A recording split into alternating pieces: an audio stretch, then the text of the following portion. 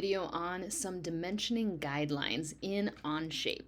So first off, there is this handout from class with a flowchart of just kind of how to go about the process. And then there are a few guidelines or just kind of general rules. I would definitely add a number 9 rule, which is that we never include a diagonal dimension. Never ever. We always have either horizontal or vertical dimensions. So let's go over to OnShape and check out isometric number 1. So you might want to pull that up. It was something that we did in class a couple weeks ago when we built this first one together. So it should all be oriented this exact same way, where the front view is this L shape, and then from the right side we can see just this piece here, and then if we swing around to the top, this is what it looks like from the top.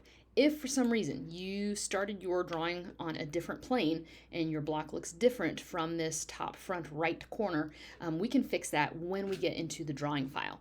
So here's how we're going to go about creating a multi-view with dimensions. So underneath the parts listing here, definitely make sure it's all one part. Right click on it and choose create drawing of part 1. Make sure that you're using an inches template since this was built in inches, and then be sure to select the 4 views. That's definitely what we want here.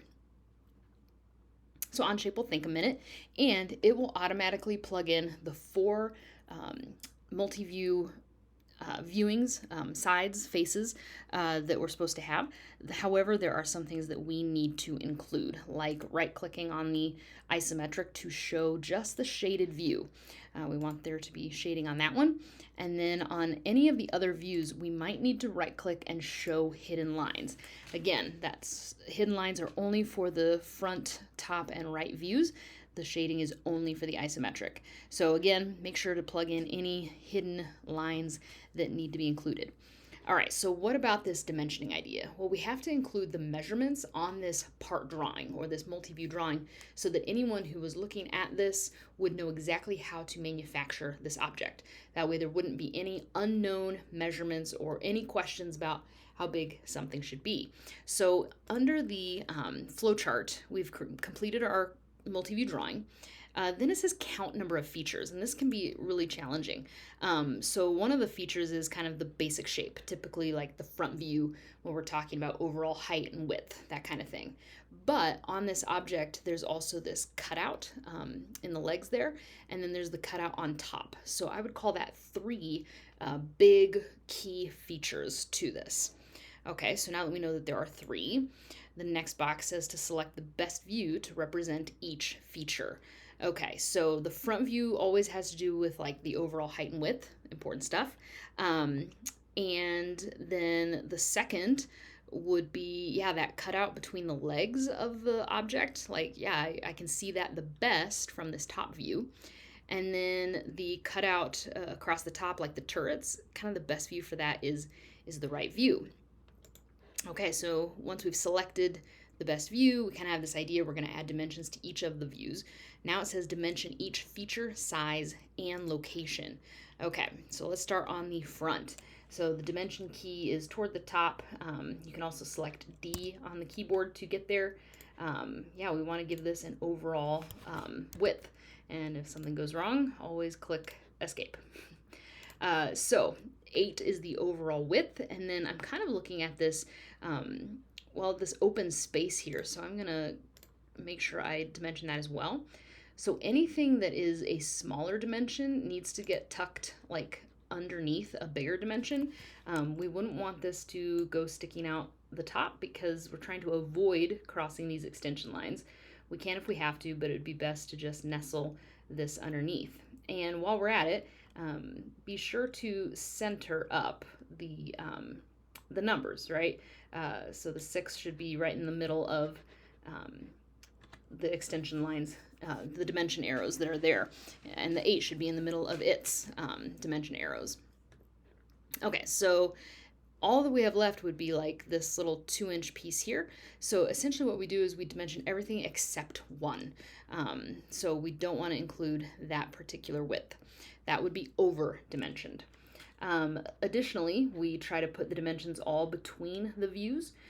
So if I were to place the overall height here, well, let's try this a different way. There we go. I could pull it off to the right to keep it between these two views, but it is crossing an extension line and that is allowed. But if you feel like, you know what, it's actually a little better off over here, you know, that may look a little neater, that would be perfectly fine to do.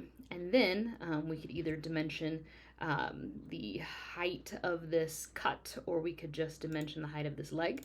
Either way, we're good to go because we know that 5 minus 2 is automatically a height of 3. So we've dimensioned everything except 1.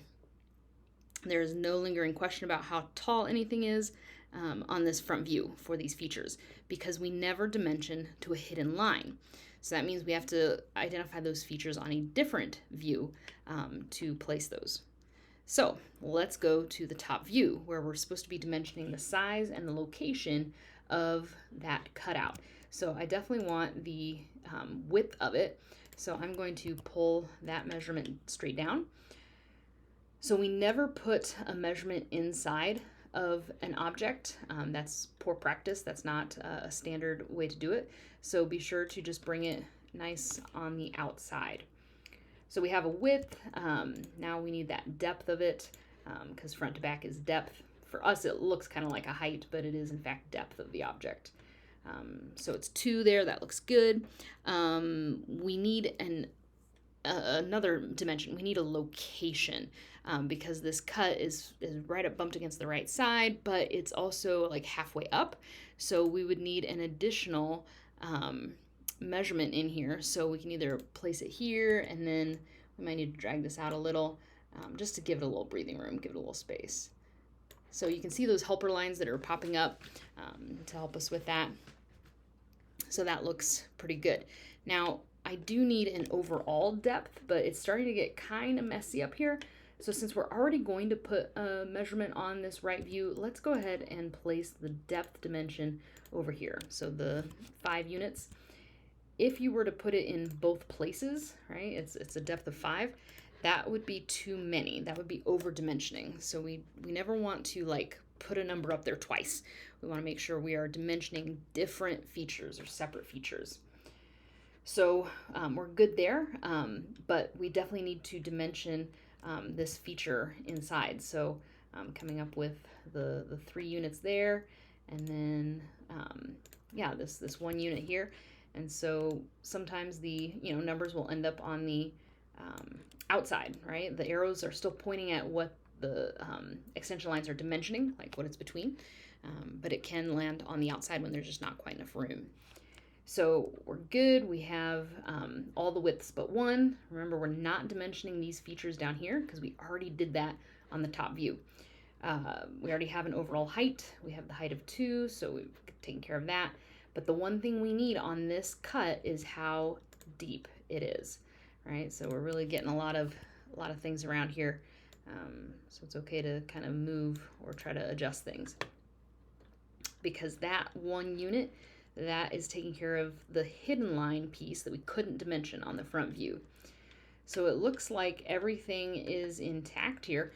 We have all the measurements that we need, and we don't have any duplicates. So as you go from face to face, making sure you dimension each feature, don't over dimension, don't double up on anything. If every view has at least 1 dimension, we're done. But if there was a scenario where one of the dimensions like just didn't have a feature, it didn't add any extra information to it, we would actually delete that particular view, and we would only have a front view and a top view, or a front view and a right view. So some things to think about as you are dimensioning from here on out.